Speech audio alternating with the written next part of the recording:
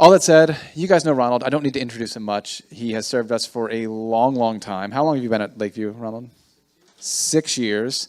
And I have appreciated Ronald's encouragement in a number of ways as I've walked through where do I fit here as a member of this church, as a person who's trying to help this place grow, and how do I do a ministry like this? Ronald and I have had good, long, difficult sometimes conversations about how do we serve the body around us, and he thinks so intentionally about that and about how to value the people in his care above his own well-being sometimes. And I don't know anybody I've known who does a better job of honestly taking one for the team sometimes than Ronald does. Ronald is a servant. He absolutely is a servant. My kids have gotten to know his kids well. Your kids probably have gotten to know his kids well. They are not very easy to not know. They are big personalities, and they are great kids. And I've loved watching my kids play with them, and I know that comes from how he and Andrea raised them. So I'm looking forward to how he does these routines and discussing how we do it. So without any further rambling, here's Ronald. Woo, woo, woo. All right. Am I on, mic? Yeah, so thank you for that. And so officially this talk has not been vetted. So it might be extra spicy and interesting, yes, and have a whole bunch of stuff that at the end of the day will be Nick's fault. So if I say anything against official church teaching, you can blame Nick Missios because he failed on his duty to make sure that I kept those things out. Well, guys, I'm excited to share some thoughts with you this morning about this topic, and just kind of make the obvious statement where, I'm one of you in this journey. I'm a dad like you guys are, and where I feel like when it comes to this topic in the little bitty age, I'm an expert at it right now. I can say that because I've got 4 kids, and I screwed up on the first 3.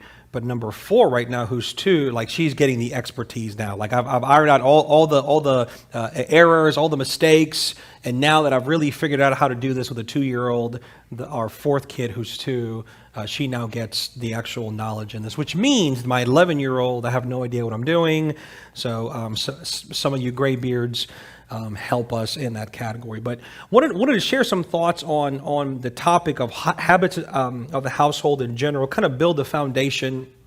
I would highly recommend and second what Nick said about the book. The book provides significant amount of really super practical stuff. And so I'm going to trust that you guys have this as a resource. But what I wanted to do is provide some foundation for why it is that you should do this, why it matters, and then spend some time at the end kind of bringing out some of the details of, okay, this is what I've done in my family, here's what I've learned about my kids, here's some things that have worked, here's how it's looked like in different seasons, and then just kind of share some of those things. And so the talk is being framed around 5 ideas. So on your outline, you have them there. And so let's start at the beginning. Idea number 1 relates to this entire series that we're talking about, the idea of habit. So idea number 1 is habits have the power to shape and form our kids, specifically using habits as gospel liturgies or patterns of life that create opportunities to point to Christ. So this book and this series that Nick has so wonderfully led us in hinges on this idea of the power of habits, the power of repeated routines, discernible patterns of activities, and how just that, the nature of them, has the power to influence. That is the mechanism or a mechanism that you will use, that you must use to influence your kids' hearts, minds, souls, and bodies even. Just bringing influences in repeated discernible patterns, what the author calls gospel liturgies, as the tools that you use to shape and form your kids. This is not just a secular idea. This is not just like New Age thinking. This isn't something that even the 21st century man has developed. This is biblical. So look at Philippians chapter 4 there, where Paul says, finally, brothers, whatever is true, whatever is honorable, whatever is just, whatever is pure, whatever is lovely, whatever is commendable, if there is any excellence, if there is anything worthy of praise, think about these things. What you have learned and received and heard and seen in me, practice. There's a statement of repetition there. Practice these things, and the God of peace will be with you. So, a few things to notice about that Philippians 4 passage. One, habits are immediately discernible. So habits are things that you will notice, that you'll pick up pretty quickly. You don't have to spend a lot of time. You don't have to get a master's degree in discovering habits. They're evident. They're just right there on the surface of life. And so verse 9, Paul says that. He says, what you have learned and received and heard and seen in me. So something about the life of the Apostle Paul, something about what he did, how he did it, when he did it, was so obvious that people who walked around him for any length of time could pick those things up. They would notice that Paul would do this. He would also do this. He would say this. He would engage in this way. He would think about these things. And so Paul picks that up and says, hey guys, all those things, notice them, and then you do them yourself. So habits are immediately discernible. Number two, they're repeatable. He tells them, practice these things. I love that. What you've seen from me, received from me, heard from me, practice these things. There's a copy-paste function to habits. You don't need a master's degree to learn how to do some things. You literally could just look, it's being modeled, now I'm going to go do the same thing. So habits are immediately discernible, they're repeatable, and then this is super encouraging for all of us. And so we're starting broad right now, we're going to get really specific, but we're never going to abandon the broad, because what I don't want this talk to be is the secret sauce is in the specific habits. Like I don't think I'm going to succeed well in sharing some thoughts with you if I lead you to believe that the secret sauce is the specific habit that we'll talk about today. No, the secret sauce is the general idea of developing habits. Like that's the secret sauce. And so I love that Paul is generously generic. Look at verse 8. He says, whatever is true, whatever is honorable, whatever is just, whatever is pure, whatever is lovely, whatever is commendable, if there is any excellence, if there is anything worth of praise. That's a pretty long list, right? That's a comprehensive list of things. He says, think about these things. Like, give yourself over to a massively large set of things that you could potentially do. And they've got moral boundaries to them. They've got virtue boundaries to them. But whatever, if there is anything. And so when you go into the details of waking and sleeping, when we get there, don't forget that. Don't forget that what's going to win your kid's heart, what's going to win your kid's mind is not one specific book that you have to read or one set of nighttime routines that you have to do. That there's a massively large list of things that you have access to, that you find one that can work for you and your setting, get after it. And so again, this is a biblical principle where Paul is getting super practical in Philippians 4. So idea number one is habits have the power to shape and form us and our kids. Idea number two, a unique opportunity to set habits shows up in the morning and in the evening. And the language we're using is waking and sleeping. So once we come to accept that habits in and of themselves are powerful tools and mechanisms to shape and form the lives of our families and our kids, once we come to believe that, then we take that a step further and we recognize that there's a unique opportunity to do that in two key moments of the day: morning time and bedtime, or waking and sleeping. And again, this isn't modern wisdom. This isn't something that sociologists figured out in the 17th century. This is biblical. This is really old biblical. Look at Deuteronomy chapter 6. You may be familiar with this passage. Deuteronomy chapter 6, verse 4 says, "Hear, O Israel, the Lord our God, the Lord is one. You shall love the Lord your God with all your heart and with all your soul and with all your might. And these words that I command you today shall be on your heart." This is passage that Hebrew rabbis have labeled the Shema. Why is it called the Shema? That first word in chapter 4, hear, sometimes is translated to listen. The Hebrew word is Shema. That's the actual Hebrew word. So this passage is called the Shema. Hear, O Israel. Hey, listen, O Israel. Most of us know that much, and most of us remember that much, and most of us have preached about that much. But look at the very next verse in the Shema. "You shall teach them diligently to your children, and shall talk of them when you sit in your house, and when you walk by the way, and when you lie down," that's bedtime, "and when you rise," that's morning time.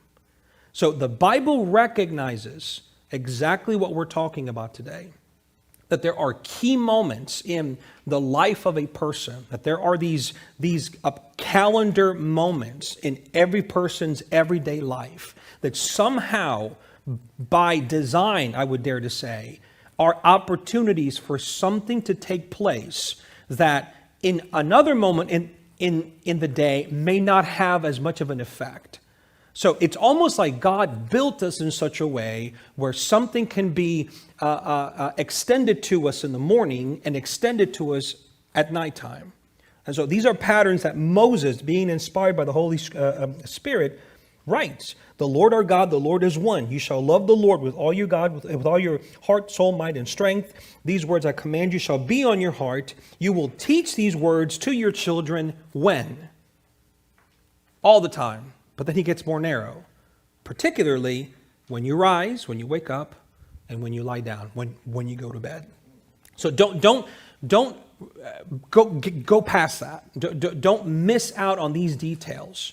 Where in some sense, this is not necessarily a formula, but in another sense, this means something. That there's something unique about how God has made us and how God communicates his word to his prophet Moses for his people in this particular detail. So don't miss out on the unique opportunity that you have to install these gospel liturgies, to install this ability to influence your child's soul, heart, and mind in these two key moments in the day, morning and evening, or the language we're using is waking and sleeping. So habits are important. That was idea number one.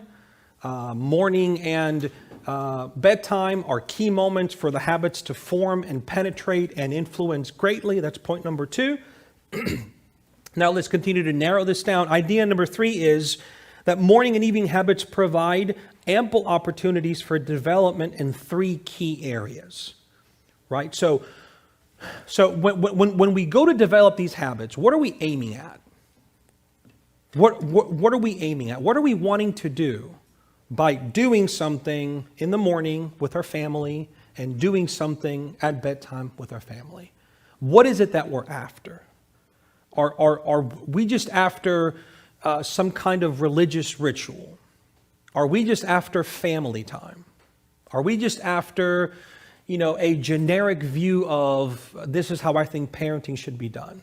All those things are possibly good byproducts of giving over to these habits, but I want to suggest that there's three categories that we should be thinking about that serve as the goals or what we're aiming for to develop in these moments.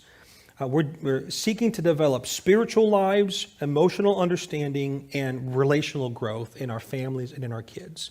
So spiritual lives.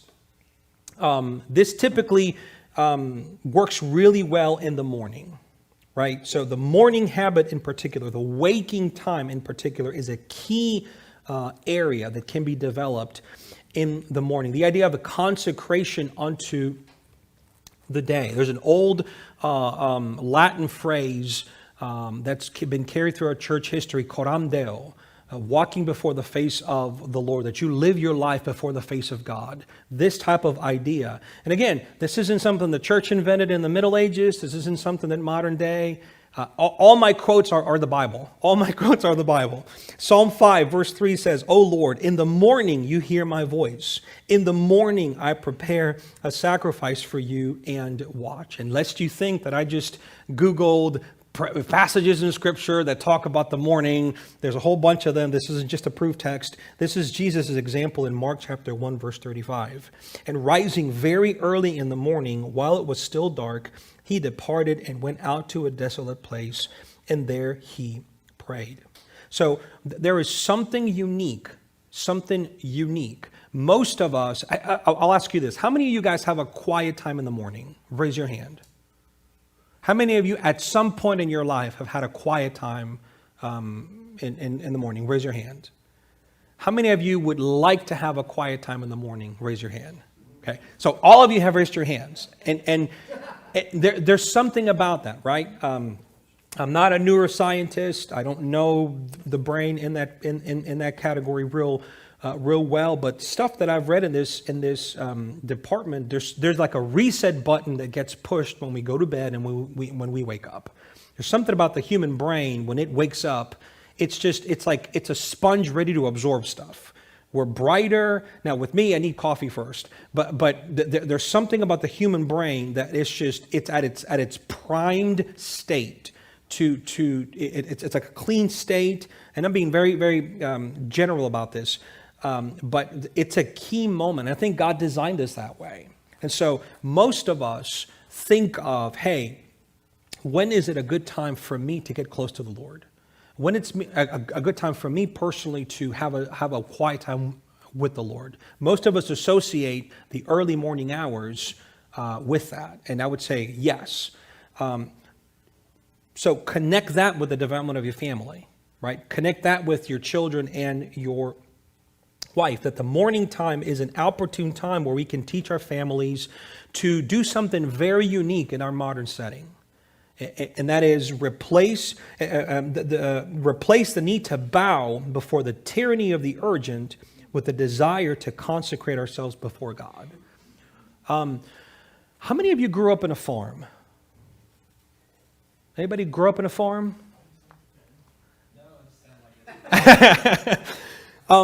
I didn't grow up in a farm, but I grew up around people that grew up in a farm. And my wife grew up around people that grew up in a farm. And there's something habitual about people that grew up in the farm, and it has to do with the early morning, right? And people that grew up in a farm don't wake up at 9 a.m. They don't wake up at 8 a.m. They don't wake up at 7 a.m. They don't wake up at 6 a.m. They may wake up at 5 a.m., but they're typically up really early, right? People that grow up in farms. And as I've talked to folks, friends, throughout my life, and I've heard stories, I've just heard that pattern so frequently about how the dynamic of growing up in the farm functionally set them up for success in life further on. Because the pattern of rising early and getting work done early just instilled in them a sense of not only responsibility, work ethic, but it just created something in them that people who didn't grow up in a farm, it was harder for them. It was much harder for them. I think there's a spiritual parallel here. There's a spiritual parallel here for us, that we live in a setting where everything is out to get our attention. And people who have spent gazillions of dollars making devices like the one in my pocket, like the one in your pocket, they know how to get your eyeballs. And so typically what's going to happen, I don't have to tell some of you guys this, but you wake up, and some of you, the first thing on the top of your brain when you wake up is, this is what I need to get done today, right? That's what I call the tyranny of the urgent. There are things that you have to get done. There's responsibilities you have. These are not bad things, right? But can I submit something to you? You may be shocked about this. If you have children, they don't know how to manage that. They don't know how to manage that. And their lives are probably going to be busier than ours, because probably when they get to be your age, there'll be more devices and more stuff and more information, right? And so they need someone to teach them how to turn off the urgent and how to turn on the spiritual. And so this is where you come in. Like, this is precisely the moment of the day where you can do that. Now, if you're not doing that, I'm not condemning you. I'm just encouraging you to. This is the power of this particular habit in this particular place of the day, where you could hack your child's brain to literally figure out, hey, listen, you're about to embark into 24 hours where every second of the day, something is going to be screaming at your attention. You know how I handle that? I go before the Lord. I sit in quiet and solitude before the Lord with the Bible. And so something I'm going to be doing very, very, very soon is I'm going to be taking my oldest one, who's 11, through a 40-day morning devotional. So I'm going to be waking up at about 5:30, 6 o'clock, going to her bedroom, waking her up, and bringing her downstairs. And my devotional is going to be leading her through her devotional. And that's going to be our thing for the next 40 days. And what I'm trying to do there is I'm trying to teach you, hey, this is how you do it. Like, this is how you have a quiet time. This is what your daddy tries to do every day. He doesn't get to do it every day, but this is so important.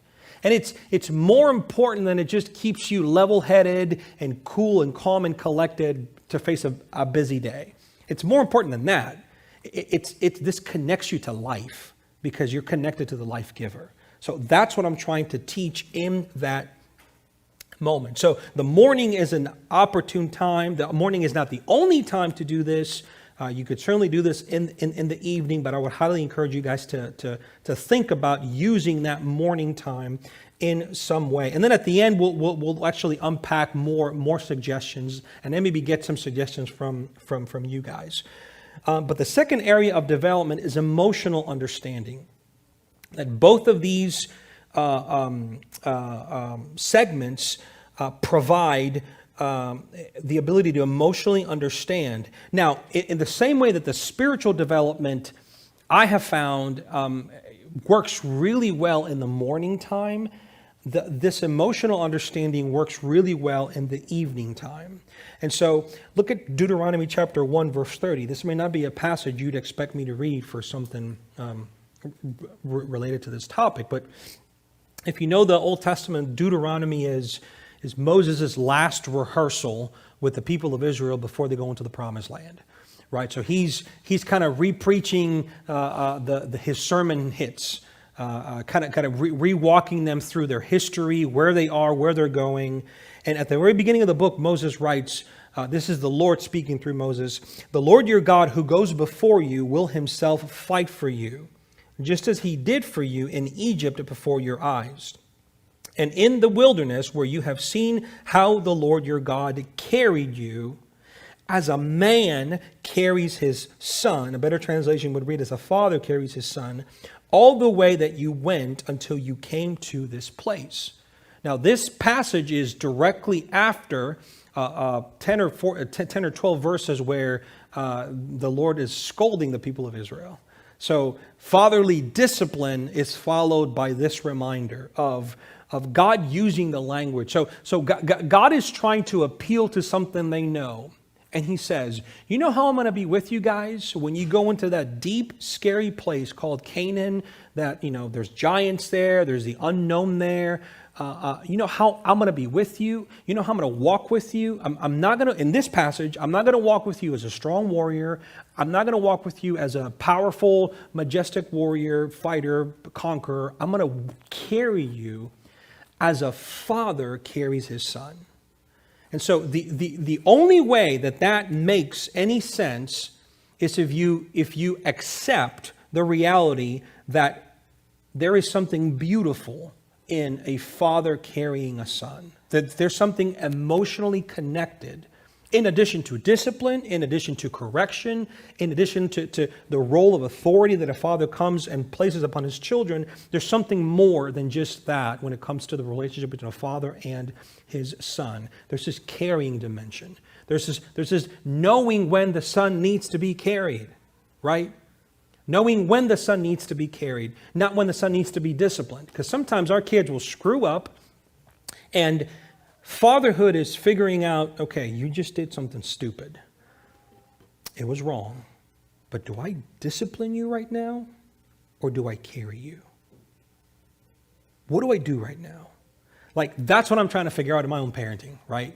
Now, discipline is going to show up. And can I combine discipline and caring? Probably. Do I delay one before the other? Probably. And so gray beards, help me out with that, right? How have you guys managed that? But this is the emotional understanding that the evening provides you a window into that. The evening provides you a long litany of things that your kids have done wrong that day. A long list of things that they failed to do.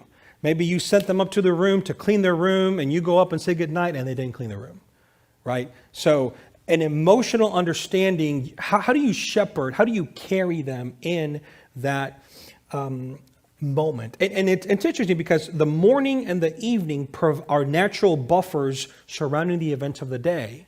And so the evening could be where you pick up the fruit that you've planted in the morning. So, for example, he suggests, and we're going to talk about this soon, he suggests that the morning time be mornings where you dismiss your family in a blessing. Or when you communicate to your loved ones, hey, I love you. And at the end of the day, I'm still going to love you, regardless of what you do. Okay? That phrase right there. You are my child. You are my daughter. You are my son. I will always love you. You tell them that in the morning, and then they go out and they're kids that day, and then you remind them of that in the evening. Hey, I still love you. Hey, you dropped the ball here. Hey, you failed here. Hey, you made us, whatever. My relationship to you is still the same because I love you. So developing an emotional understandings. And then third, relational growth. So here I have in mind the idea of something all of us have easy at our disposal. It's instinctive for us as dads to put the authority card down, right? We never not put it down. This is God's ordained method and role that he has for us as husbands and as fathers. That we are the tip of the spear when it comes to mirroring the authority of a good God into our family. This is what we've been asked and tasked to do. But this is not the only thing we've been asked to do. And if you're like me, authority is something that I tend to want to, every encounter I have with my kids, my default is what they're going to hear first is authority. The flavor that they're going to hear and sense from me is authority. And so what I'm submitting to you is that the morning and evening times have the added benefit and opportunity of widening the palette, attenuating your sound as a father, where your kids will hear a different type of sound from your voice that's not just authority, but that's also wisdom. So the idea of authority plus wisdom. Look at Matthew 7 with me, 9 through 11. This is Jesus saying, "Or which one of you, if his son asks him for bread, will give him a stone? Or if he asks for a fish, will give him a serpent? If then you who are evil know how to give good gifts to your children, how much more will your Father who is in heaven give good things to those who ask him?" So even then, you who are evil know how to give good gifts to your children. So the question I have is, what constitutes a good gift? Who determines what a good gift is? The giver of the gift or the receiver of the gift? And be careful how you answer that, because tomorrow's Mother's Day, right? And so you may think you have a good gift. You may think, oh, I've got a good gift, and just look at your wife or your mom's face tomorrow when you give her that good gift, and she'll let you know if the gift is good, right? So how do you come to know what is a good gift? And I think the answer is obvious, right? The recipient will tell you if this is a good gift. This is what we try to do at Christmas, right? We try to surprise our loved ones, buying them good gifts. And what do we eventually want to do? Like at the bottom, what do we want to do at Christmas? We want to get them what they want, right? And so to get them what they want, to get them that thing that they want, we relate to them. We come to know them. We come to know their needs, their desires. We get them excited. So we want to surprise them with something that we know they're going to like. And so the authority plus wisdom thing is this notion of that the morning and evening habits help us broaden the sound of our voice from a man of authority only to a man who shares wisdom and affection. Practically, this is what this looks like.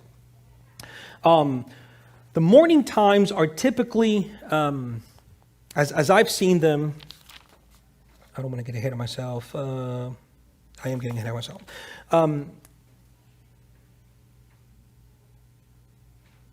The morning times and the evening times, the waking and the sleeping times, give your kids an opportunity to hear you teach, exercise wisdom, exercise knowledge, be funny, narrate a story, ask questions, show care. If you have multiple kids and you do some of these practices, and when they see you show affection to one of your other kids, when they witness you pray before the Lord, your kids are watching something. Like they're watching, okay, so my dad is not just the guy who says yes or no. So growing up, I had really good parents. I'm grateful to the Lord for the upbringing my parents had. But this is an area that marked me in the sense that my dad was involved, like when things went nuclear, you know. My mom would be the disciplinarian of the house. The belt was quick, and I deserved every single one of those smacks. But when things got to DEFCON 5, right, I'm calling Dad. And so I came to know that Dad showed up on the scene when I was going to get laid into, right? When it was like catastrophe on my behalf, that's when Dad stepped in. Okay, that's an extreme example, but that's what we want to work against as fathers. Is what I'm trying to say, that our authority should not be the only thing our kids know about us. Our authority should not be the only things our kids see us effect on them. That they should see us as wise men, that they should see us as people who grapple the scriptures and are able to teach and are able to share counsel, who are tender, who are funny, who are entertaining. So broadening the relational category, the morning and the evening habits provide opportunities for that. Idea number 4, fathers have a key role in instituting and executing these formative habits. Now I thought about skipping this point altogether because it was so obvious, but we live in the world in a current cultural moment where the things that are self-evident are being railed against. So our current cultural moment, the self-evident nature of ontology, things like men and women, they're not being ignored, they're being repudiated, they're being redefined. And so we find ourselves having to say things that are obvious because we need to. So fathers, you have a key role in instituting and executing these formative habits. So if I can encourage you guys to do one thing, is to grab on to that wonderful opportunity God's given you as a father to shape the life of your family. So God's entrusted your family to you to do that. You have influence over your kids. And Paul says this in this way in Ephesians 6:4. He says, fathers, do not provoke your children to anger, but bring them up in the discipline and instruction of the Lord. Now, what's interesting about this passage is a number of things. But at least 2 things, as I was reading and preparing, jumped out at me in this passage. The word ability and the word responsibility. Fathers have a unique ability and responsibility toward their children's hearts and soul. Fathers have a unique ability. There is something fathers are entrusted and equipped to do, and we are given the tools to do that. And if I can come at this from this angle, you know exactly what I'm talking about. The world, society knows exactly what I'm talking about. I'll give you three secular examples of how this point is made. A common grace issue like this is made throughout the world. I'm a child of the 80s and the 90s. Our table, we were talking about our upbringing, and I grew up watching, what kids in the 90s watch. And I'm a kid of the 90s, so I watched, sitcoms like Saved by the Bell and Fresh Prince of Bel-Air. And if you haven't watched either one of those, that's fine. But the Will Smith Show Prince of Bel-Air, Will Smith, if you don't know who that is, he's the guy who slapped Chris Rock at the Oscars the other day. Terrible moment. But one of the most, I used to love that show, and I still do. One of the key episodes in that show, the whole story hinges around this kid from Philadelphia who's born and raised on a playground where he spent most of his days chilling out, maxing, relaxing, all cool. And he was shooting some b-ball outside of school. But then see, a couple of guys who were up to no good, they started making trouble in the neighborhood. And he got into one little fight, and his mom got scared and said, "You're moving with your auntie and uncle in Bel Air." Right, so that's that. Thank you. Love that show. Love that show. So here's a kid from the Philadelphia projects, single mom, who goes to live to Bel Air with his rich uncle and auntie. And there's one episode in that entire series that when I watch that, I cry. One episode. And you guys know exactly what I'm talking about. Will's dad shows up. He shows up. He's been absent from his life, but he shows up. And Will's a 18-year-old guy at this moment. And Will's excited. He has his dad back. And make a long story short, the guy, Will's excited. The dad's excited, but the dad's excited for the wrong reasons because Will's living with really rich relatives. And so at the end of the episode, what does Will's biological father wind up doing? He winds up deserting him again. And so Will, just one of the most powerful moments of acting, he tells Uncle Phil, why doesn't he love me, man? And that, if you're older than me, that means nothing to you. But for my generation, let me just tell you how that affected my generation. That trope, that idea is all over culture. You see this in Marvel's cinematic universe of Thanos, the really big bad guy in the whole Avengers thing. Thanos is a dad figure to two daughters. And one daughter he loves, the other daughter he hates.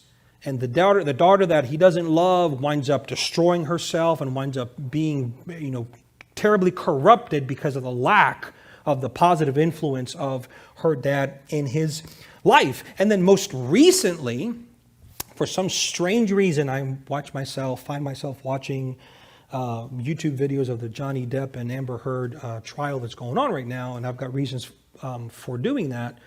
But Johnny Depp was on the stand earlier this week, and he recounts. So if it's Hollywood actor, Hollywood actress, sexual abuse, defamation lawsuit. He's claiming that his career suffered because of her this thing she wrote, op-ed she wrote. So he's suing her.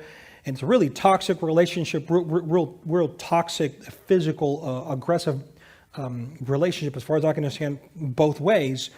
But when Johnny was in the stand, he's talking about how he dealt with the moments where Amber, his wife, physically beat him.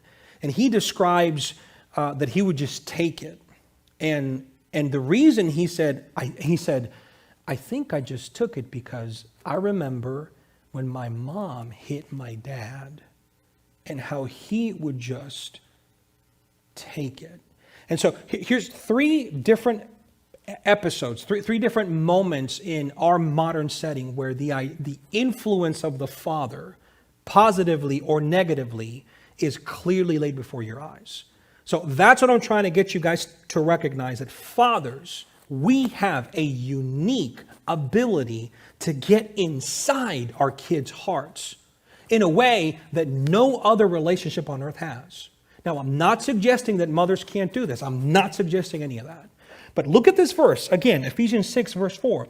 Fathers, do not provoke your children to anger. Mothers are not given that admonition in Scripture. Why is that? Maybe many reasons, but I think one of the reasons is because God has wired us in such a way that we have a unique ability to get really deep into their hearts. And this is also a responsibility. So I love that this passage doesn't say, fathers, do not provoke your children to anger. So when you discipline them, be nice and polite. It's interesting that he connects the idea of do not provoke your children to anger with the responsibility of bringing them up in discipline and instruction of the Lord. That the ability for us to penetrate their hearts quickly is matched with our responsibility to educate them, to bring them up in the instruction of the Lord. So by virtue of you being a dad, is what I'm trying to say, by virtue of you having a son or a daughter in this room, you have a unique ability that no book will give you, that no habit will give you, that no technique will give you, that no practical wisdom you can earn on the street will give you. God has designed you as a father by virtue of that relationship in your children's life to be able to penetrate quickly into their hearts. So take advantage of it, is what I'm trying to say. Use that for their development. I'm going to skip the Ephesians 5 passage, but there's a parallel, by the way, to husbands and their wives. Idea number 5. So how do we do all this? Ronald, you talked about habits are powerful. What was idea number 2? Was there's a unique set of habits that are uniquely capable of doing good stuff, morning and evening. And then the morning and evening open themselves up to 3 key areas of development. And then, fathers, we kind of have to do this because not only our role is key, but we've been tasked by the Lord to do this. So how do we do this? How do we practically, functionally, to-do list this thing starting tonight? Well, here's idea number 5. There's no right way to do it. There's no specific way to do it. There's no secret sauce, key magical phrase, 10-step method to do this perfectly. There isn't one. Mark chapter 2, verse 27, out of the many things Jesus said in the New Testament that would have garnered a violent response from very committed Jews was this: the Sabbath was made for man, not man for Sabbath.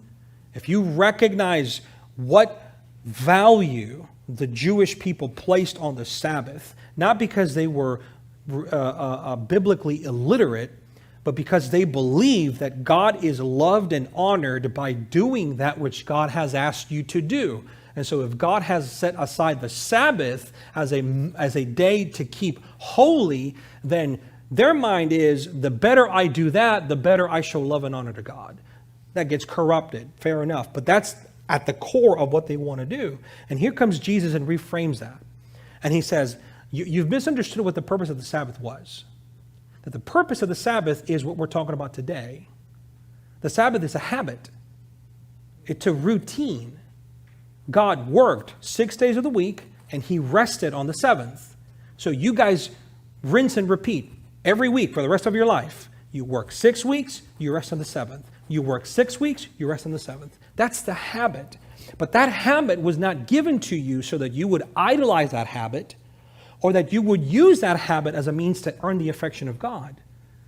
You don't serve that habit. That habit serves you. That's what I'm trying to communicate to you guys. So there's no right way to do them.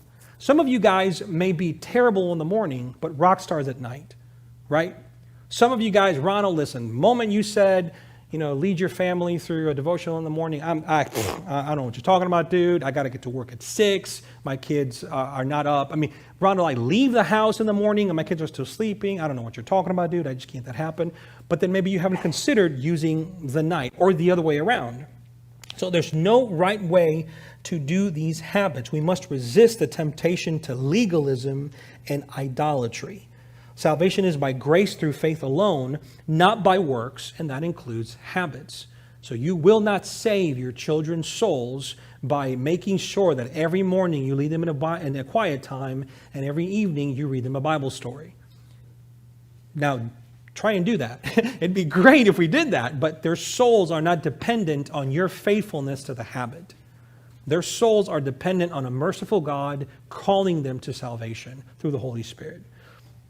We also worship at the foot of the cross, not at the calendar of our routines. So don't sacrifice your life in the pursuit of perfection of these habits. Use them. There's many of them. You will walk in and out of them. You will have seasons where your habits are flourishing, are exciting, when every day you're reading Chronicles of Narnia, the entire series, and you feel really good about yourself, and then you stop reading for 2 months. That's out of me. I read 7 books with my kids, Every single day, I felt really good. And then we couldn't find, okay, so when we finished with this 7-book series, what do we do at the end? I don't know. And that I don't know process lasted 2 months. And I'm like, oh my gosh, I'm a failure. That's going to happen. That's actually totally normal. So real quick and real practical. Waking. Morning habits, I have found, tend to be more instructional, educational, and developmental. So if you do something in the morning, typically what I have found is this is a good moment for family Bible studies, family devotionals, things in the realm of catechism, where you're walking your kids through a book of the Bible, where you're reading them a chapter of the Bible a day, where you're trying to draw out theological ideas. Again, their minds are fresh, right? And so they're going to be going to school, and their minds are going to get poured into by science and history and grammar, good things, right? We can do the same. Let's pour in some doctrine. Talk about the Trinity today. Talk about, God's goodness and God's justice. Do all these things. So a quick suggestion for you, if you've been dying to start a morning routine habit element in the morning. It's like, yeah, I've always wanted to do something with a family, man, but I don't know what that looks like. Page 44 of the book gives a wonderful one. It's an easy one. This is a sure home run that you could do this for the next week, and you have a week of success behind you that you can then start building on. He calls it prayer to gather and send your family. I can't give you a better one because I think that's wonderful. So what the author suggests is, before you guys go your way, you guys gather the family and you guys a short prayer. Again, what you're building is the habit, right? What you're building is the content of the prayer is important. That you pray is important, but the habit is what's key, right? And so the prayer I have there for you guys is this: Lord, may our lives give glory to your name today. Help us love you and love each other more than we did yesterday. Be near to each of us today. Amen. That's it. If you don't do a family devotion, if you haven't done anything in the past 2, 3, 4, 5 years in the family, start there. Start there this week. Just do that.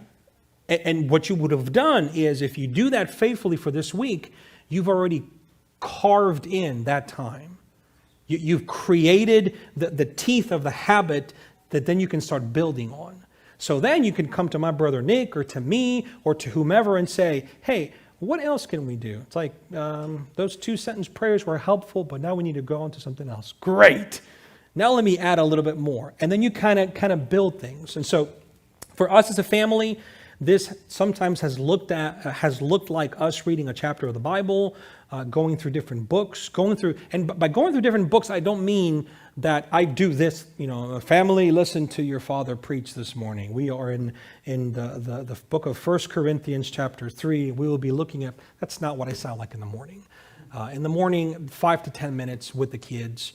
Half of them aren't paying attention. The other half are kind of paying attention. My wife is trying to tell me to hurry up because she's got, that's what it's going to look like, right? So 5 to 10 minutes. Once you build the habit, however, here's the secret sauce. Once you build the habit, the darnest thing is going to happen. Your kids are going to notice when you don't do it. Your kids are going to notice when you don't do it.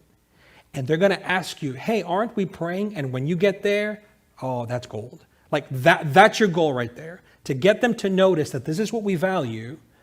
And hey, we didn't pray this morning.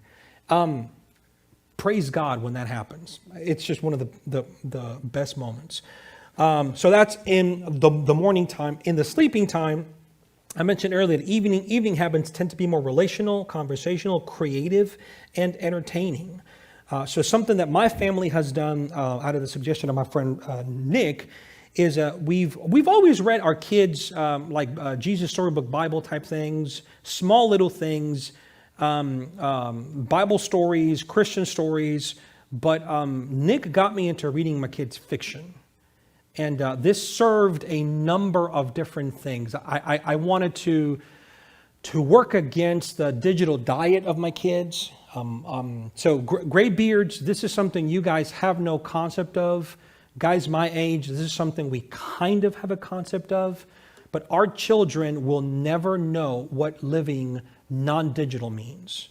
Like, I still remember living kind of non-digital, where if I wanted to play a video game, I'd have to physically go to a TV, turn it on, put the cassette player or do, and then that kind of evolved over to where we are now. So I remember the Super NES, the classic Nintendo, the Atari. I remember all those things, but they were located in one central area of the room where I would detach from it and go live life, right? Our kids don't live in that setting, right? Our kids, they're completely attached to this or to an iPad. Yours may not be, but this is the world they're growing up in. And so I'm not going to speak into whether your kid should or shouldn't have an iPad, should have an iPhone. That's not what they're living in a digital world. And so whatever we can do to kind of go against the grain and help develop categories of their mind, the analog creativity. And so Read Aloud was something that just worked so incredibly well. Now, this is hard for us. I have 4 kids, 11, 8, 5, and 2, and my 5-year-old has autism. And so we've been reading aloud for a number of years now, and on and off, I'll read a chapter of a book every night. Most of the nights, the oldest one is the only one that stays awake. The 8-year-old falls asleep.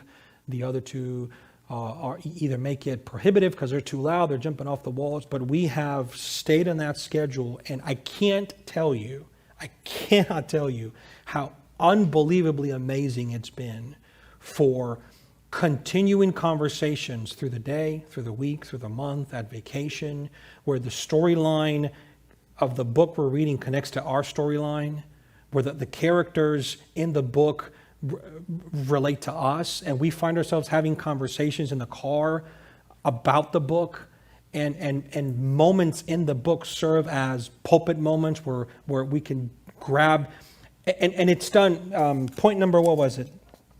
This whole relational growth, authority plus wisdom. If you have kids, you know that kids ask questions, right? Oh my gosh, kids ask questions. And I've noticed that the more fiction I've read, good fiction, the more questions my kids have asked. And again, who are they asking these questions to? The guy reading the book. And can I confess something to you guys? Please don't think me any lesser. But half the times they ask me a question, I don't know what the answer is. I don't. Now, I don't tell them that, right? Don't tell them that. Unless it's like, Dad, do you understand the Trinity? No, that can't be understood. Those questions. But what's happened is the sleeping moments have normalized conversations. Like, we're now using the book for the entertainment aspect of the book, but we go through that for our own engagement. And so the story that we're enjoying is actually a tool to enjoy each other. Like, that's what's happened over a long period of time of reading the book. They'll ask me, hey, Dad, what's your favorite character? Now we're talking about things. Hey, Dad, what do you think about this? Hey, Dad, what do you think about that? So I would highly, highly recommend Read Aloud. It's not complicated. You open up a book. Nick could give you suggestions. I could give you suggestions. And read with your family. Now, here's where I insert a comment to those of you who don't have littles in the house. So, Ronald, that sounds good, man, but my kids are 15, 16, and 17. I'm not sure that reading at their bedside is appropriate or that they'll like that. I would challenge that to some degree. I think you could probably still do Read Aloud to some category, but I would suggest other things in the entertainment realm. Because again, don't fixate on the medium. Fixate on the means, on the habit. And so something that we've done that actually led into the Read Aloud was family movie nights. So every Friday, since I can remember, since the dawn of time, at the Laitano household, family movie night. The kids pick a movie, whatever god-awful movie they want to watch for the 17th time, and I'll sit there and I'll watch the movie with them. Every Friday. Well, now the habit's been built, right? And so guess what I can do another night in the week? Okay, we do that on Friday for you. Can we do something for me? And they're like, yeah, okay. And that's how it started. So if your kids have a particular show they like to watch, or a movie they like to watch, or I don't know, a board game, this dude, Nick, is board game master right there. So ask him. Create a habit of convening the family around an activity that people are going to enjoy, and then build off of that. So jumpstart sleeping habit would be family movie night for older kids. If you've got younger kids, story time is fantastic. You don't just have to read biblical storylines. You can, you should, but add fiction to them, and we can give you a series of books. So I think I've already gone way too long, so I'm going to stop. So you got some questions there. There's 5. You could go through all those, ask your own.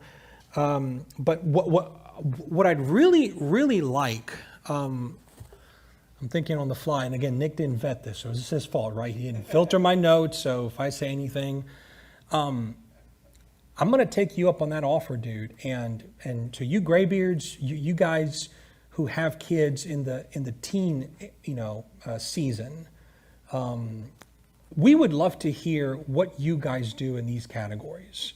Because most of us, I'm looking around the room, the guys that I know, most of us have kids either in the preteen and lower, or just about teenage and lower, but I wouldn't know what to do with a 16-year-old. So Mike, I got 2 girls, man, and Annette's what, 17 now? 16 and 15? Yeah, my girls are 11 and 8. So dude, help me out. Like, how have you worked? Ronnie, you got 2 girls. Your girls are in their 30s now, right? Yeah, they're old. Yeah, so, but you're still dad, right? Are they in the house or out of the house? They're out of the house. They're in the house today and tomorrow for Mother's Day weekend. Yeah. So how do you think through your fathering of your girls, right? 11 and 8, mid-30s, teenage years. So would you guys mind if I hand over the floor to some of these guys for about 5-10 minutes, and then we can go to the questions? Would that be cool? Right. So older guys, how have you managed wise graybeards? I love that term, graybeards. Yeah, I didn't realize. No hair, but gray beard. No, for me, they guilt me into it. And I'm so grateful to the Lord. Diane saw me Sunday at church, and she said, "Hello, headship." That's how she greeted me in church Sunday morning. "Hello, headship." So it really brings me back to mind, but it also shares with, it helps me to understand where they may have seen some modeling. Okay, there's nothing perfect. And they're not my biological kids. So there's lots of stories behind that. But I spend time with them. Diane probably more so than Jesse, but they do come to me with some things, and I am just grateful for that, because they are 39. They're 39, have no grandkids, and yeah, it's just the relationship. I kind of had that authority piece, whatever it said, authority without, what was it? Authority plus wisdom. Authority plus wisdom. And I came into their lives as an authority figure, if you will. They had never had a dad. Their dad died when they were very, very little. So it was just the Lord. Mm-hmm. When the Lord gave them to me, I gave them back to the Lord, and I just tried to follow whatever it was that he gave me as a model. And I did have a model from my dad. My dad was in the house and an authority figure. Not as relational, okay, but he was an authority figure and played the ball and did all that kind of stuff. So with my girls, I spent a lot of time reading with them. They could never use the word bored, and I'll end here. They could never use the word bored in the house, because if they said anything about being bored, go get your Bible. And then we would go through it and be like, Then they figured out not to use the word bored, but it was always going back to the Bible. Yeah. Cliff, let me ask you a question, and then Mike, I'll come back to you. So, Cliff, you've got how many grandkids? Well, Well, when Nellie comes on board, that'll be 11. 11 grandkids. Okay. 4 boys or 3 boys? 3 sons. 3 sons. 3 sons and 11 grandkids. So you're having a second go, right, at the little. So, brother, share wisdom with us. Oh, wow.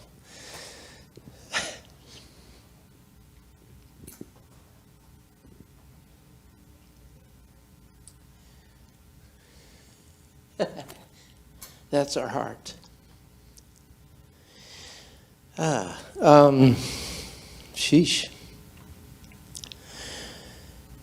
There's a little vacation being planned right now, as you said, the littles. I guess that's a current term because this is our oldest son, and Gonzalez with his wife Abby. Abby's very good at planning, like Belinda. And but then Ashley said, I got the 2-day Dollywood, so we're going to Dollywood, I guess, tickets for, I'm going to need to know. And we'll have 5 whitewater rafting if Honey and Pops are okay with watching the Littles and Maisie. So yeah, that's what we'll be doing, watching the Littles and Maisie while they do that. And then further down, my son said, this is Cliff, the older brother, said, I'm so excited. No, that was Abby, his wife. I'm so excited for this family vacation.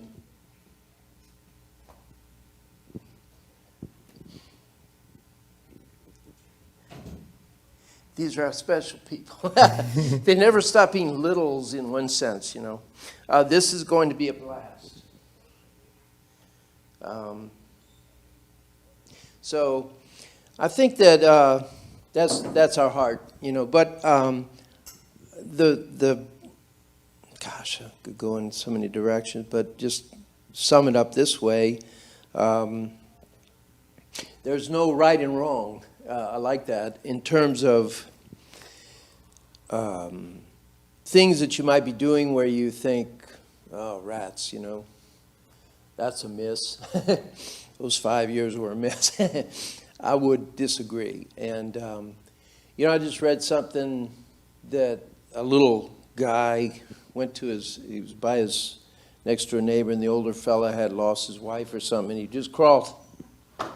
Sorry. He just crawled up on, you know, he lost his wife, and the little fella crawled up on his lap. And later his mother said, well, what did you say to him? He said, nothing, just helped him cry. And, you know, you're with your kids. And I'll tell you this, Lucas came, 5-year-old, you know, I'm in the kindergartners now. And so we must have made friends because we were doing, toward the end, playing the little games and putting the pieces together and all. And he said, what is your name? Does he have kind of a low voice? Is that how you would describe it? Yeah, low voice. And what is your name?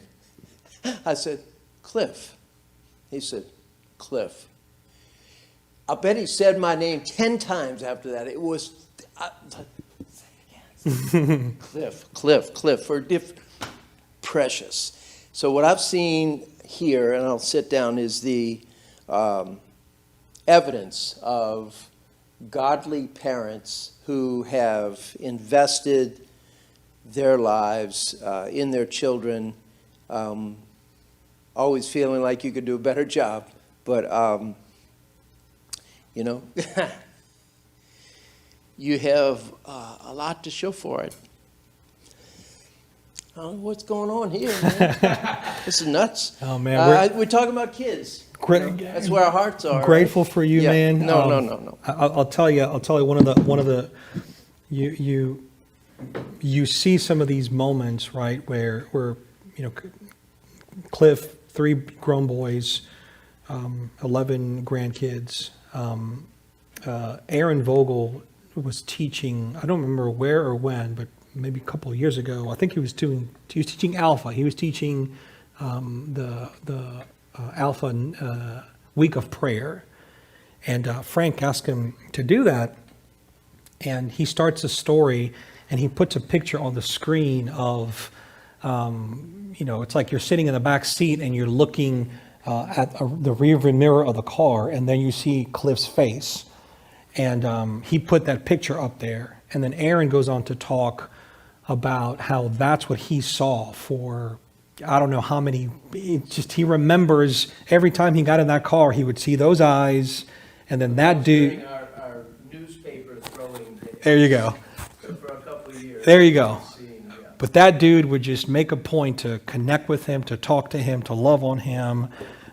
This doesn't look like a morning session. It doesn't look like an evening session. But there was a habit there that when that man got in that car with his son, and they were doing the paperboy thing, there was intentionality and a habit formed that had an indelible mark on Aaron's life. And so thank you for that example, brother. So older guys, Mike. So we have mid-30s, older grandpa. Mike, you're in the heat of things, right? So you've got two boys, early 20s. Older boys left the home, but you still got two girls in the house.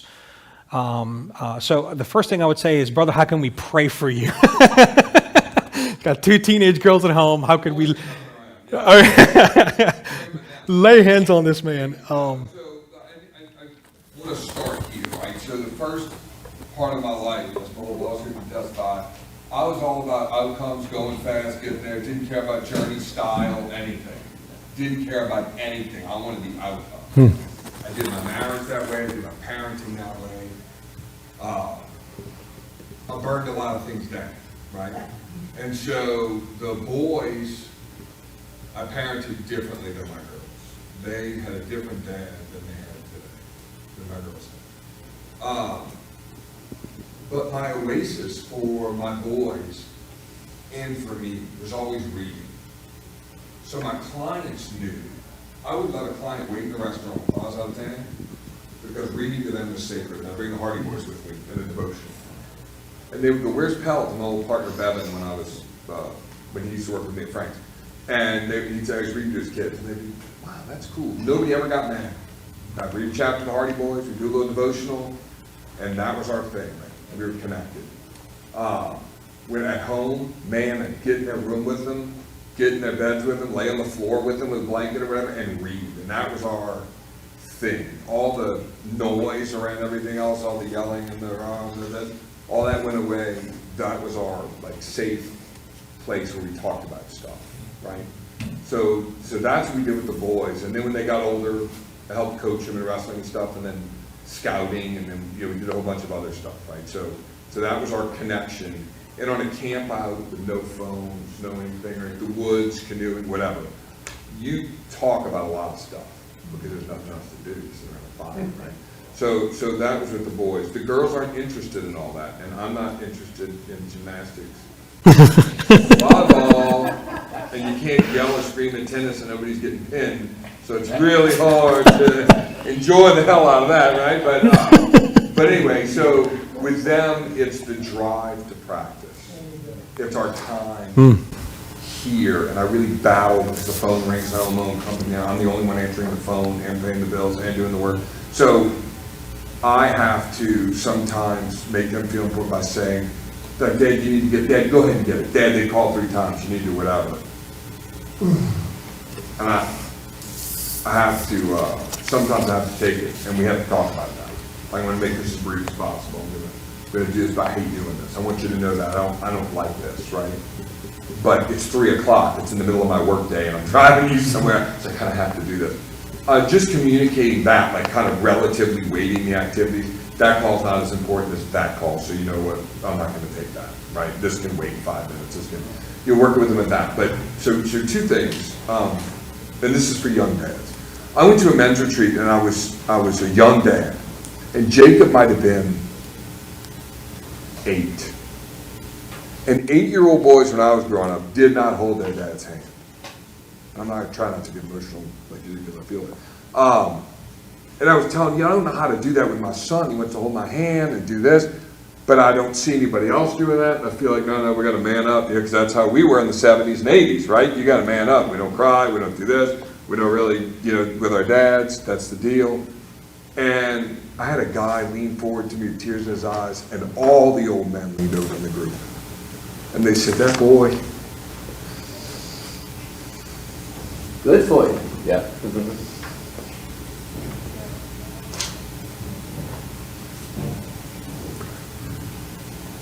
will stop holding your hand soon enough. Yeah.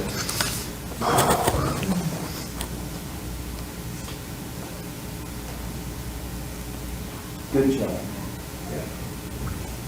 And he did. It was really soon.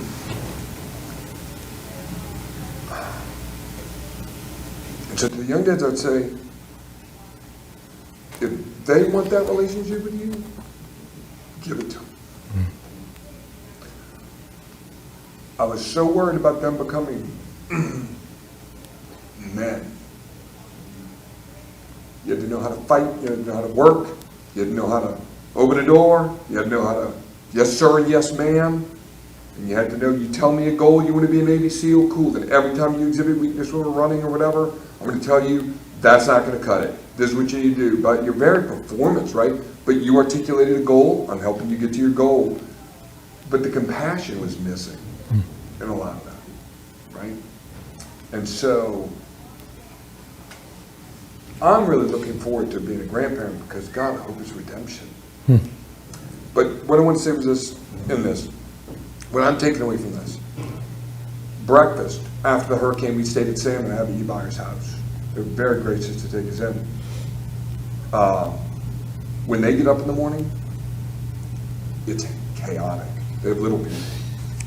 But Abby gets up early, and she has like soft Christian music playing, and it's chaos in the kitchen, and Sam's like putting his gun on and putting his stuff, and all that, and everybody's doing something and going out the door, but there's food in the kitchen. It's already set up. There's a setting for breakfast, right? There's granola and fruit and whatever. I remember this, right?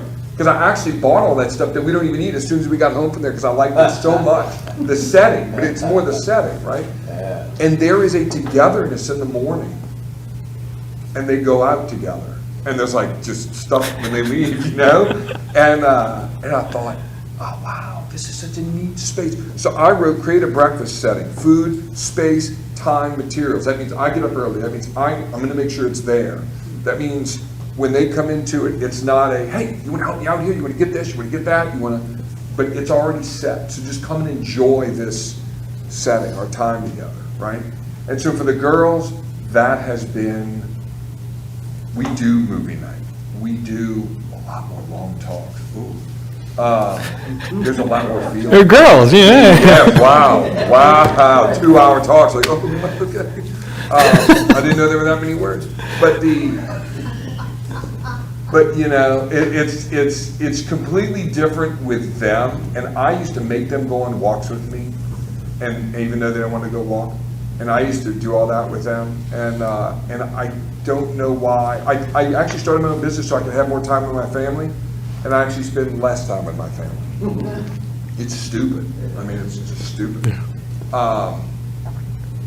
But yeah, the settings, the walks, the games, the places that are built out, that are sacred, that are like, we don't touch this. Reading, it's the biggest regret that I ever gave that up to the kids.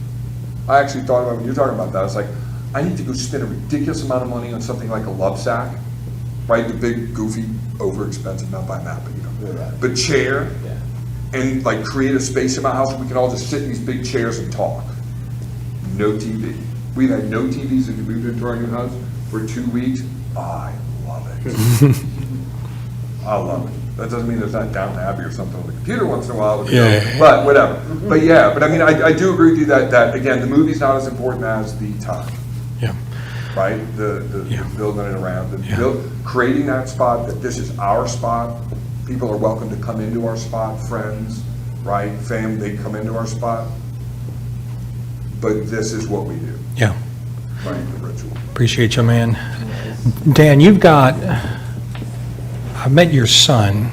How many other kids do you have? I'm a 27-year-old married daughter. Okay, so 27, and your son's So 20 and 27 and 29. Any wisdom on your end? You're not as loud as mine. I can be. Wisdom, that's one of the key things that I heard very early on was the best way to love your kids is to love your wife. So that relationship is what the relationship with your kids really stem from. I grew up in a broken home, so I had no models there, so I looked really hard for successful families, successful folks who had been married for a long time. My mom was on her 5th husband by the time I graduated from high school. And so I'm still on my first wife, which is after 43 years it'll be in August. Congratulations, yeah. But the key thing is that it's, as the author said, as Ronald said, it's not a series of magic statements. It's not a series of key things that you do. It's love your wife, help her to feel loved, help her to know she's loved.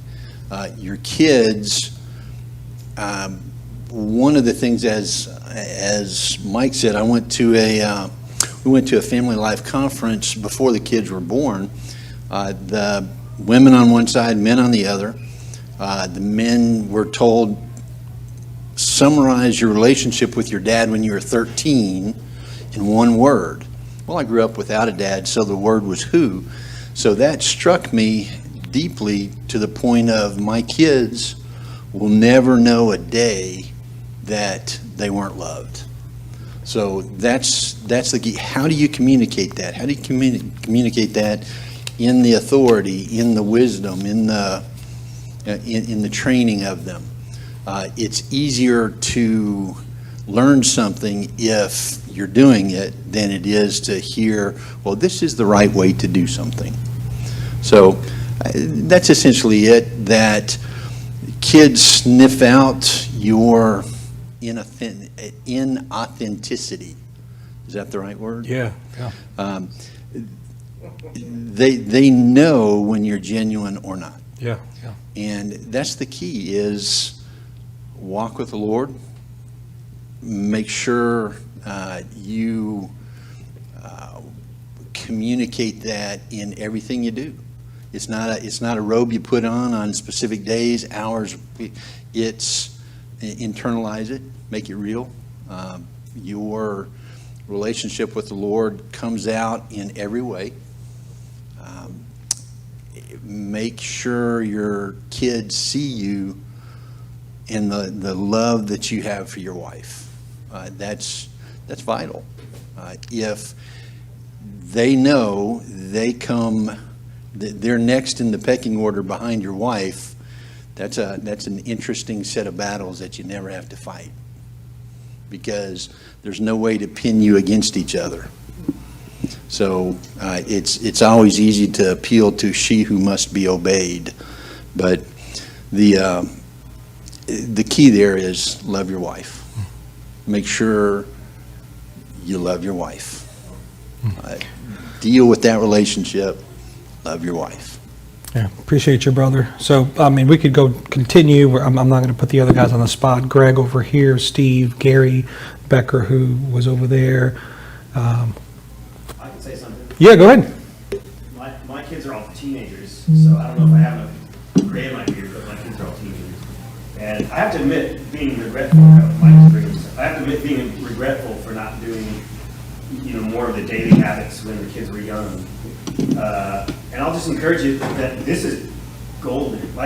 That's really easy to do. And that's the whole point, is that habits are easy, right? Being like really disciplined is hard, but habits are easy because that's how we're wired. And so this is really low-hanging fruit, like just these morning habits, evening habits.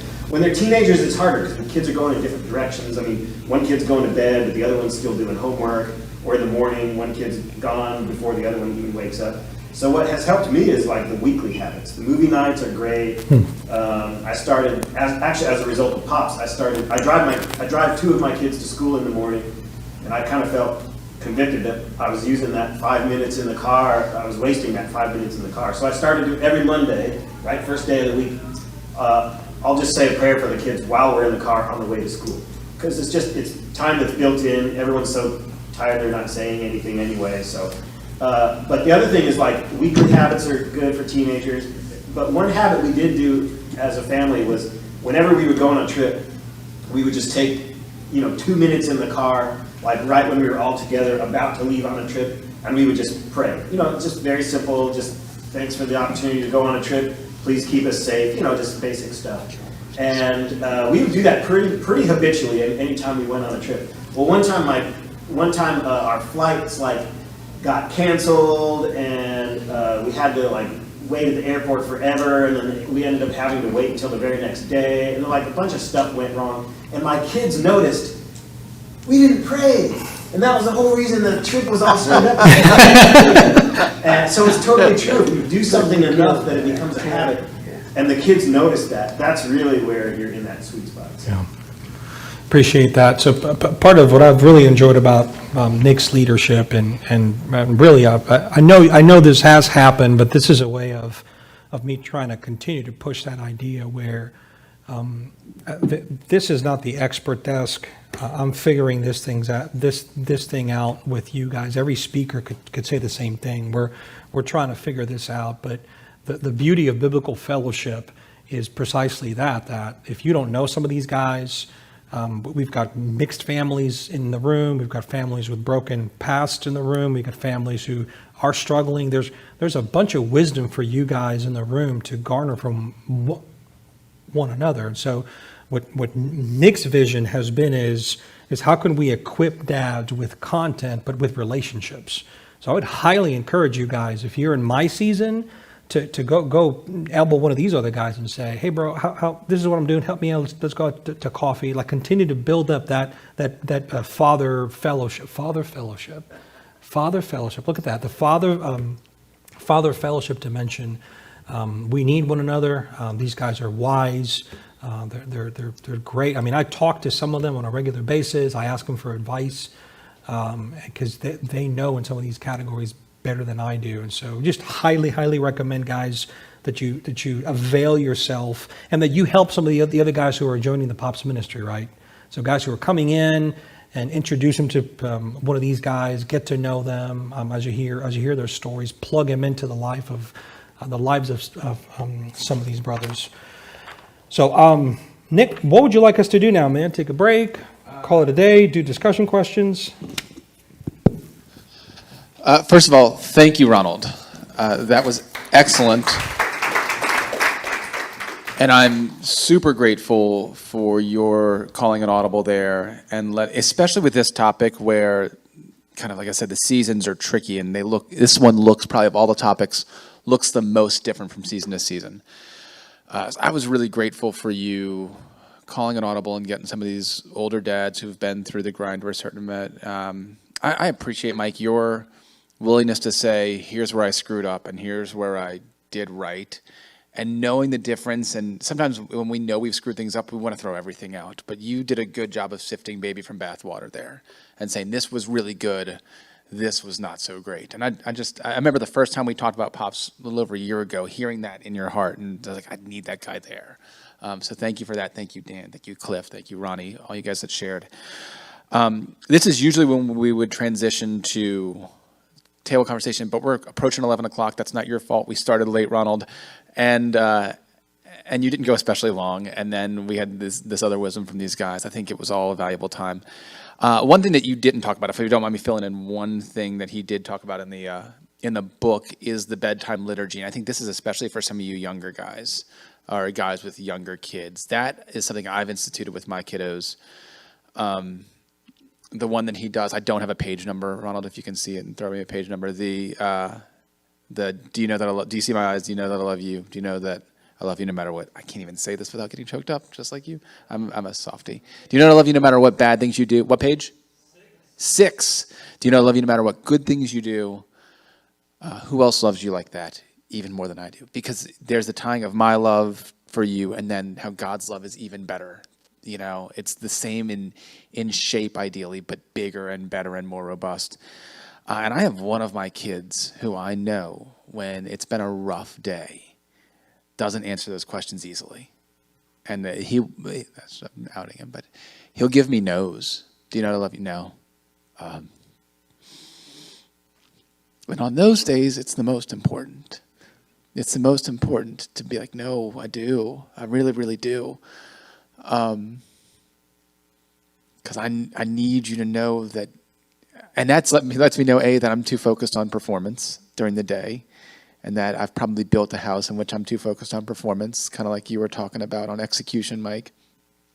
But I want you to know that the number of good things you do and bad things you do don't change the equation of how much I love you. But I will also say this about that kid. He has recently started getting up. He wakes up at 6 a.m. by himself. He just does it. And he has started waking up and doing his homework first thing in the morning. He just wakes up and goes and does school. Because he's realized I can build a habit here. And I see that this is when I'm at my best. This is when I'm most productive.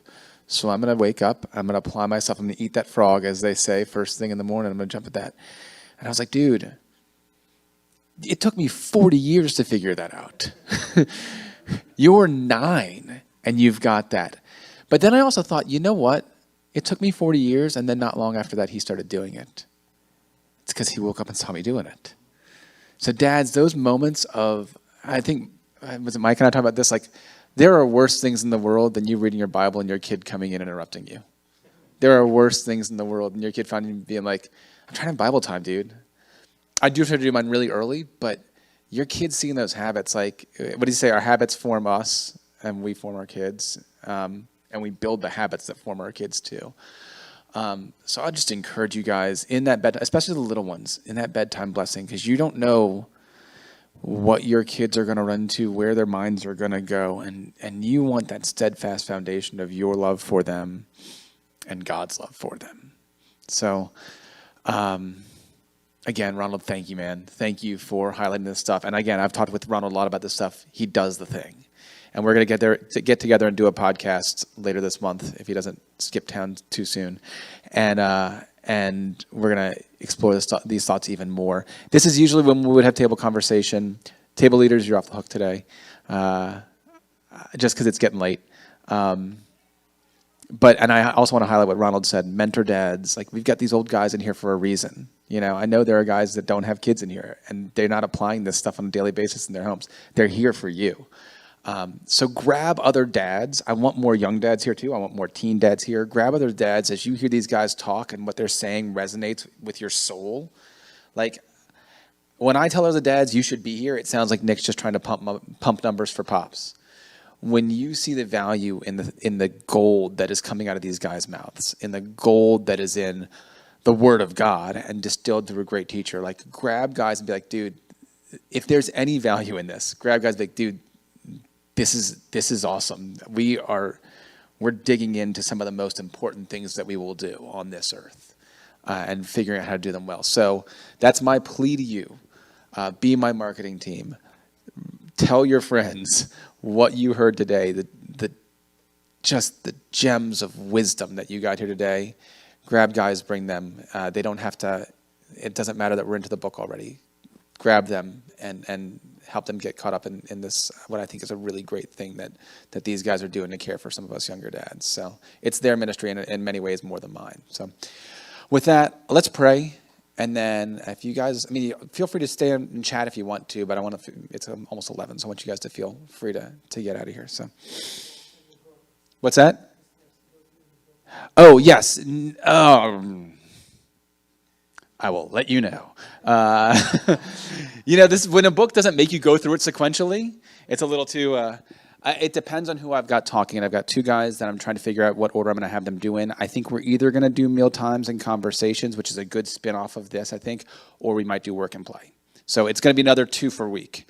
It depends on who I can get talking when and how I want to utilize that. So I'll send out emails shortly within this week, knowing about that, hopefully. Thank you for asking that, Greg. Let's pray, guys. God, we can't do this. We cannot do this. If the fate of our children's soul rested on our habits and our abilities to execute them perfectly, Lord, they would be lost. And God, the testimony we have is that many of us grew in homes where these things weren't done regularly. But Lord, you are sovereign over our souls, and you save us regardless of where we come from. The sins of our fathers and mothers and grandfathers, Lord, you save us in spite of all of those things. And Lord, you will do your work in our kids again, because you love us no matter what bad things or good things we do. And you love our kids no matter what bad things and good things we do. Lord, you will save them regardless of how well we execute those things. And so, Lord, in the freedom of knowing that we can take risk in this area and not foil your plans, Lord, give us wisdom, Lord, and courage to start new patterns where we might look like phonies, that might let us make it weird.